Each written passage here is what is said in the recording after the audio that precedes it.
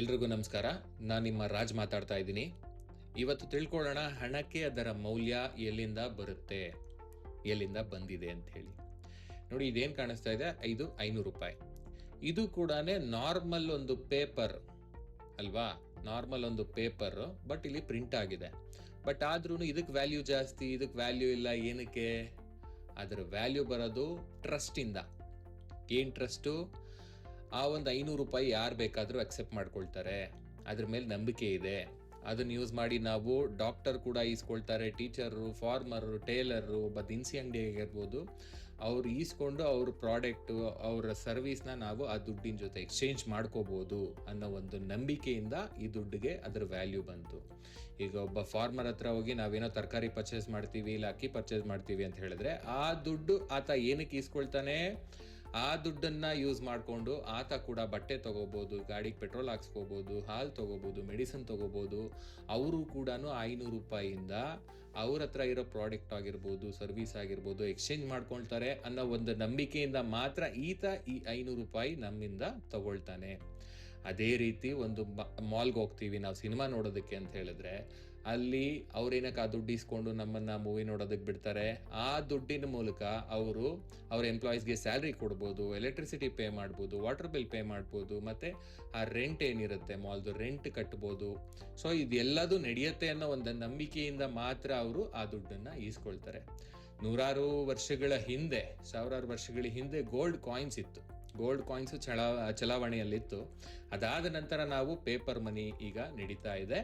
ಆ paper money ಜೊತೆಲಿ ಇವಾಗ ಕ್ರೆಡಿಟ್ ಕಾರ್ಡ್, ಡೆಬಿಟ್ ಕಾರ್ಡ್ ಕೂಡ ಯೂಸ್ ಮಾಡ್ತಾ ಇದ್ದೀವಿ, UPI ಕೂಡ ಯೂಸ್ ಮಾಡ್ತಾ ಇದ್ದೀವಿ. ಏನಕ್ಕೆ? ಇದೆಲ್ಲ ನಡೀತಾ ಇರೋದು ಒಂದು ನಂಬಿಕೆಯಿಂದ ಮಾತ್ರ. ಓಕೆ, ದೆನ್ ಕೆಲವೊಂದು ದಿನಗಳ ಹಿಂದೆ ನಿಮಗೆ ಅದೊಂದು ಎಕ್ಸ್ಪೀರಿಯನ್ಸ್ ಆಗಿರುತ್ತೆ. 10 ರೂಪಾಯಿ ಕಾಯಿನ್ನ ಯಾರು ಈಸ್ಕೊಳ್ತಾ ಇರಲಿಲ್ಲ. 10 ರೂಪಾಯಿ ಕಾಯಿನು ಚಲಾವಣೆಯಲ್ಲಿತ್ತು, RBI ಬಿಟ್ಟರು ಅಂಥದ್ದು. ಆದರೂ ಕೂಡ ಈಸ್ಕೊಳ್ತಾ ಇರಲಿಲ್ಲ. ಏನಕ್ಕೆ? ಕೆಲವೊಂದು ಗುಮಾನಿ ಇತ್ತು, ಕೆಲವೊಬ್ರು ಅದನ್ನು ಈಸ್ಕೊಳ್ಳಲ್ಲ ಅಂತ ಹೇಳಿ. ಈಸ್ಕೊಳ್ಳಿಲ್ಲ ಅಂದರೆ ಆತ ಏನು ಅನ್ಕೊಳ್ತಾ ಇದ್ದ, ನಾನು ಇದನ್ನು ಈಸ್ಕೊಂಡು ನಾನೇನು ಮಾಡಲಿ, ನಾನು ಇವಾಗ ತರಕಾರಿ ತರಬೇಕು, ಆ ತರಕಾರಿ ತರೋ ಅನ್ನೋನು ಹೋಲ್ಸೇಲಲ್ಲಿ ತಗೋಬೇಕಾದ್ರೆ 10 ರೂಪಾಯಿ ಕಾಯಿನ್ ಈಸ್ಕೊಳ್ಳಿಲ್ಲ ಅಂದರೆ ನನಗೆ ನಷ್ಟ ಆಗುತ್ತಲ್ಲ ಅಂತ ಹೇಳಿ ಈಸ್ಕೊತಾ ಇರಲಿಲ್ಲ. Trust issue. ಓಕೆ, ಅವೇರ್ನೆಸ್ ಇರಲಿಲ್ಲ. ಆ ಟ್ರಸ್ಟ್ ಇಶ್ಯೂ ಇಂದ 10 ರೂಪಾಯಿನ ಈಸ್ಕೊಳ್ತಾ ಇರಲಿಲ್ಲ. ನಮ್ಮ ದೇಶದಲ್ಲಿ ಪ್ರತಿಯೊಂದು ನೋಟಿನ ಮೇಲೂ ಕೂಡ RBI ಗವರ್ನರ್ ಏನಿರುತ್ತೆ, ಗವರ್ನರ್ ಅವರ ಸಿಗ್ನೇಚರ್ ಇರುತ್ತೆ. ಅವರೇನು ಪ್ರಾಮಿಸ್ ಮಾಡ್ತಾ ಇದ್ದಾರೆ, ಇದರ ವ್ಯಾಲ್ಯೂ ಹೀಗೆ ಇರುತ್ತೆ ಅಂತ ಹೇಳಿ ಅವರು ಪ್ರಾಮಿಸ್ ಮಾಡಿ ಸೈನ್ ಕೂಡ ಹಾಕಿರ್ತಾರೆ. ಒಂದು ಟ್ರಸ್ಟ್, ಆ ಪ್ರಾಮಿಸ್ ಆಫ್ ಟ್ರಸ್ಟ್. ಈ ಒಂದು ನೋಟ್ ಏನಿದೆ, ಈ ನೋಟ್ಗಳನ್ನ ಯಾರು ಬೇಕಾದರೂ ಪ್ರಿಂಟ್ ಮಾಡೋ ಆಗಿಲ್ಲ.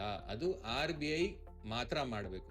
ನಮ್ಮ ರಿಸರ್ವ್ ಬ್ಯಾಂಕ್ ಆಫ್ ಇಂಡಿಯಾ ಏನಿದೆ, ಅದು ಮಾತ್ರ ನೋಟನ್ನ ಪ್ರಿಂಟ್ ಮಾಡೋದು. ಎಷ್ಟು ಮಾಡಬೇಕು, ಯಾವಾಗ ಮಾಡಬೇಕು, ಏನಕ್ಕೆ ಮಾಡಬೇಕು, ಪ್ರತಿಯೊಂದು ಅವ್ರಿಗೆ ಗೊತ್ತಿರುತ್ತೆ. ಇನ್ಫ್ಲೇಷನ್ ಯಾವ ಥರ ಇದ್ದಾಗ ನಾವೇನು ಮಾಡಬೇಕು ಅಂತ ಪ್ರತಿಯೊಂದು ನಿರ್ಧಾರಗಳು ಅವರು ತಗೊಳ್ತಾರೆ.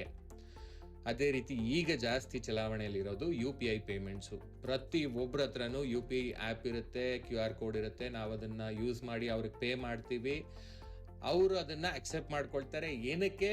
ಅದು ನಾವೇನು QR ಕೋಡ್ ಯೂಸ್ ಮಾಡಿ ಪೇ ಮಾಡಿರ್ತೀವಿ, ಆ ದುಡ್ಡು ಡೈರೆಕ್ಟ್ ಆಗಿ ಅವ್ರ ಬ್ಯಾಂಕ್ ಅಕೌಂಟ್ಗೆ ಹೋಗಿ ಜಮೆ ಆಗುತ್ತೆ ಅನ್ನೋ ಒಂದು ನಂಬಿಕೆಯಿಂದ ಮತ್ತೆ ಈ ಸಿಸ್ಟಮ್ಮು ನಡೀತಾ ಇರೋದು ಇದೇ ರೀತಿನೇ. ಓಕೆ, ಆ ಟ್ರಸ್ಟ್ ಇಂದಾನೆ ಇದು ಕೂಡ ನಡೀತಾ ಇರುವಂಥದ್ದು. ಸೊ ಇದರಿಂದ ನಾವು ತಿಳ್ಕೊಬೇಕಾಗಿರೋದೇನು? 500 ರೂಪಾಯಿಗೆ ಅದರ ವ್ಯಾಲ್ಯೂ ಎಲ್ಲಿಂದ ಬಂತು? ಮೇಯ್ನು ಟ್ರಸ್ಟ್ ಇಂದ ಬಂತು. ಏನ್ ಟ್ರಸ್ಟು? ಇದನ್ನ ಇನ್ನೊಬ್ರು ಅಕ್ಸೆಪ್ಟ್ ಮಾಡ್ಕೊಳ್ತಾರೆ, ಈ ದುಡ್ಡನ್ನ ಇನ್ನೊಬ್ರು ಈಸ್ಕೊಂಡು ಅವರು ನಮಗ್ ಬೇಕಾಗಿರುವಂತ ಒಂದು ಪ್ರಾಡಕ್ಟ್ ಆಗಿರ್ಬೋದು, ಸರ್ವಿಸ್ ಆಗಿರ್ಬೋದು ಕೊಡ್ತಾರೆ ಅನ್ನೋ ಒಂದು ಟ್ರಸ್ಟ್ ಇಂದ. ಜೊತೆಲಿ ಇದ್ರ ಗೌರ್ಮೆಂಟ್ ಬ್ಯಾಕಿಂಗ್ ಇದೆ. ಗೌರ್ಮೆಂಟ್ ಆಗಿರ್ಬೋದು, RBI ಆಗಿರ್ಬೋದು, ಇದ್ರ ಬ್ಯಾಕಿಂಗ್ ಇರೋದ್ರಿಂದ ಒಂದು ಇದರ ಮೌಲ್ಯ ಬರುತ್ತೆ. Thanks for watching this video. ಎಲ್ರಿಗೂ ಧನ್ಯವಾದಗಳು.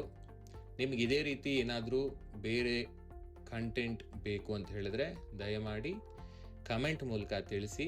ಎಲ್ರಿಗೂ ಒಳ್ಳೆಯದಾಗಲಿ. ಶುಭ ದಿನ.